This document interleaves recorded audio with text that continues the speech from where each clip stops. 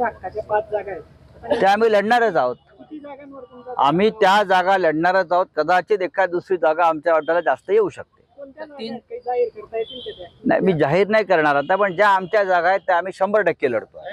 मशाल चाळीसगाव, जळगाव ग्रामीण आणि पारोळे रंडोली या 3 जागांवर राष्ट्रवादी शरद पवार गटाने पण दावा केलेला आहे. हा दावा करण्याचा प्रश्न नाहीये. प्रत्येक जो पक्ष असतो तो आपापल्या कार्यकर्त्यांशी चर्चा करतो, आपली ताकद त्या जमिनीवर किती आहे त्याचं असेसमेंट करतो आणि त्यानंतर निर्णय घेतो.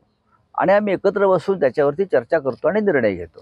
साहेब, पण काही ठिकाणी परिस्थिती अशी आहे की ज्या ठिकाणी तुमचा दावा आहे तिथे तुमची ताकद आता या घडीला तरी कमी दिसते, काही ठिकाणी त्यांची ताकद कमी दिसते, बंडखोरी होऊ शकते. ते मला असं वाटत नाही. कोणाची किती ताकद आहे त्याच्यासाठी कुठला आम्ही तागडी घेऊन बसलेलो नाही, तराजू नाही आमच्याकडे. आम्ही एकत्र बसू आणि जो जिथे जिंकेल त्याच्यासाठी जागा सुटली जाईल. सामनामध्ये तुम्ही आज आरोप जाहीर केलेत की तुम्ही दावा करतायत जळगाव ग्रामीण, एरंडोल, पारोळा, परत मुक्ताईनगर, जामनेर या ठिकाणी जयंत पाटलांनी इथे जळगावात येऊन उमेदवार जाहीर केलेत. नाही, मला तसं वाटत नाही. जयंतराव फार संयमी आणि समंजस नेते आहेत. आता जळगाव ग्रामीण तर शिवसेनेचं अनेक वर्ष आम्ही जिंकणारी जागा आहोत. तिथे आमचे आमदार जरी गद्दार बेईमान झाले असले तरी जागा आमचीच आहे.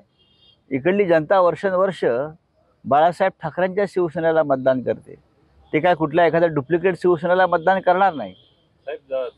एकमेकांच्या सहकार्यानं महाविकास आघाडीमध्ये आम्ही निवडणुका लढू. साहेब, आता जळगाव ग्रामीणचा तुम्ही विषय काढला, त्या ठिकाणी ठीक आहे ती तुमची जागा आहे, पण आता त्या ठिकाणी शरद पवार गटाचे गुलाबराव देवकर जे माजी मंत्री आहेत ते स्वतः तयारी करतायत. इथे निवडणूक मशालीवरच लढली जाईल. इथे मशालच लढा देईल एवढंच सांगतो मी. सतीश अण्णा असतील, ज्या ठिकाणी तुमचा बालेकिल्ला होता त्या जागांवर म्हणजे शरद पवार गटाकडून नाही, एक लक्षात घ्या की आता पवार साहेबांचे सुद्धा अनेक लोक सोडून गेले, नेते सोडून गेले, पण खालची जनता शरद पवार साहेबांबरोबर आहे. मतदार हा पवार साहेबांनाच मानतो ना. तसं शिवसेनेतले काही बेईमान लोक सोडून गेले असले तरी मतदार बेईमान झाला नाही, जनता बेईमान झाली नाही, ते आमच्या बरोबरच आहेत. महायुतीचे मंत्री आहेत, आमदार बहुतांश महायुतीचे आहेत. निवडणुका जवळ येत आहेत आणि मीडियाला मोठ्या प्रमाणात पाकिटं त्यांनी सुरू केलेली आहे, आमिषं दिली जात आहेत. तुम्ही एक संपादक आहात तर तुम्ही काय बोलाल यावर? 2.5 वर्षामध्ये या महाराष्ट्राच्या राजकारणामध्ये खोके संस्कृती आणि पाकिट संस्कृती जास्त वाढली. आमदार खासदार पदाधिकाऱ्यांसाठी खोके आले. ही भाषा कधी या राज्यात आली नव्हती. आणि नरेंद्र मोदींनी या देशातला मीडिया विकत घेण्याची नवीन परंपरा सुरू केली. मीडिया, संपूर्ण मीडिया, म्हणजे कंपन्या मीडियाच्या विकत घ्यायच्या, मालकांना विकत घ्यायचं आणि मग हे खालचे लोक त्याच संस्कृतीला अनुसरून पत्रकारांना, जिल्हा प्रतिनिधींना, संपादकांना विकत घेण्याचा प्रयत्न करतात. पण महाराष्ट्राला पत्रकारितेची मोठी परंपरा आहे. आम्ही जेव्हा सांगतो हा महाराष्ट्र आहे, टिळक, आगरकर, चिपळूणकर, बाळशास्त्री जांभेकर, आचार्य अत्रे, बाळासाहेब ठाकरे अशी एक मोठी परंपरा आहे. आणि या राज्यातला पत्रकार या पाकिट संस्कृतीखाली दबला जाणार नाही अशी मला खात्री आहे. नेहरू गांधी शिवरायांचा अपमान करणारं पुस्तक लिहिलं, त्या राहुल गांधींनी आधी माफी मागावी नंतर शिवरायांवर बोलावं असं फडणवीस म्हटलं. पंडित नेहरूंनी माफी मागितलेली आहे, त्यांना इतिहास माहीत नाही.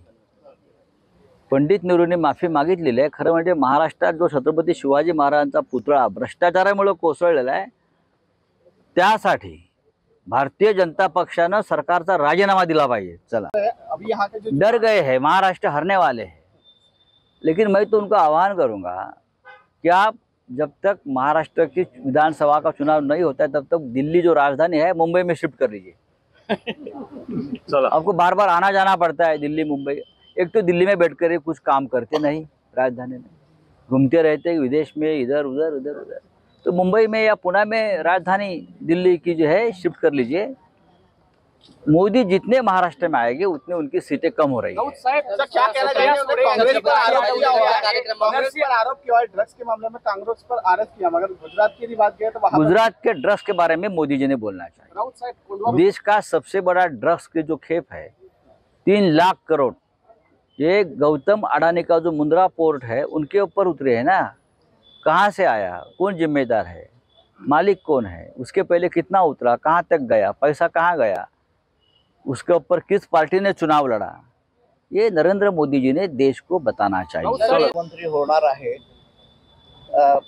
पवार साहेबांनी जर त्या ठिकाणी शिवसेनेचा मुख्यमंत्री करायचं जाहीर केलं आणि संजय राऊतांचं नाव घेतलं तर संजय राऊत मुख्यमंत्री होणार का?